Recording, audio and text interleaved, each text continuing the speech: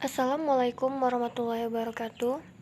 Baiklah, pada kesempatan kali ini saya akan membuat sebuah video tentang classical conditioning, operant conditioning, dan cognitive learning. Pembahasan yang pertama yaitu tentang classical conditioning. Classical conditioning adalah sebuah prosedur penciptaan refleks baru dengan cara mendatangkan stimulus sebelum terjadinya refleks. Prinsip-prinsip classical conditioning dalam pembelajaran menurut Pavlov adalah sebagai berikut. Yang pertama yaitu proses belajar terjadi apabila ada interaksi antara organisme dengan lingkungan. Yang kedua, setiap perangsang akan menimbulkan aktivitas otak. Yang ketiga, belajar adalah membuat perubahan-perubahan pada organisme atau individu. Pembahasan selanjutnya yaitu operant conditioning. Operant conditioning merupakan proses mempelajari sesuatu yang menyebabkan tercapainya tujuan tertentu. Penelitian operant conditioning dimulai pada abad 19 dengan sejumlah eksperimen oleh E.L. Thorndike. Namun penelitian pengkondisian Skinner lebih sederhana dan lebih diterima secara luas. Teori Skinner menyatakan bahwa setiap kali memperoleh stimulus, maka seseorang akan memberikan respon berdasarkan hubungan stimulus-respon atau SR. Skinner membedakan adanya dua macam respon, yaitu yang pertama yaitu responden respon atau refleksi respon, yaitu respon yang ditimbulkan oleh perangsang-perangsang tertentu dan respon-respon tersebut secara relatif tetap. Yang kedua yaitu operant respon atau instrumental respon, yaitu respon yang timbul dan berkembangnya diikuti oleh perangsang tertentu, dan perangsang-perangsang tersebut memperkuat respon yang telah dilakukan organisme. Adapun prinsip dari operant conditioning, yang pertama yaitu menekankan pada tingkah laku yang teramati. Yang kedua yaitu manusia dibentuk oleh lingkungan, ia lahir dengan potensi yang bisa dikembangkan.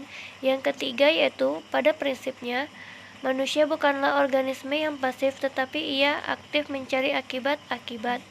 Yang keempat yaitu Skinner memakai refleks sebagai unit dasar untuk menganalisa tingkah laku organisme atau individu.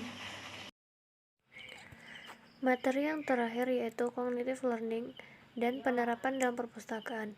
Belajar cognitive learning salah satunya adalah belajar melalui observasi.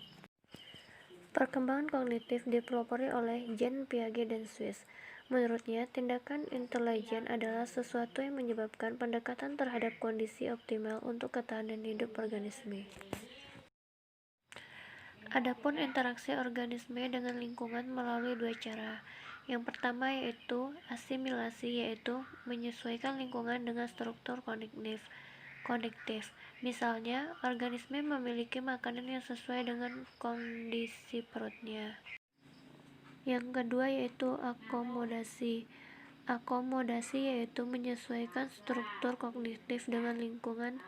Misalnya, perut organisme menyesuaikan dengan jenis makanan baru.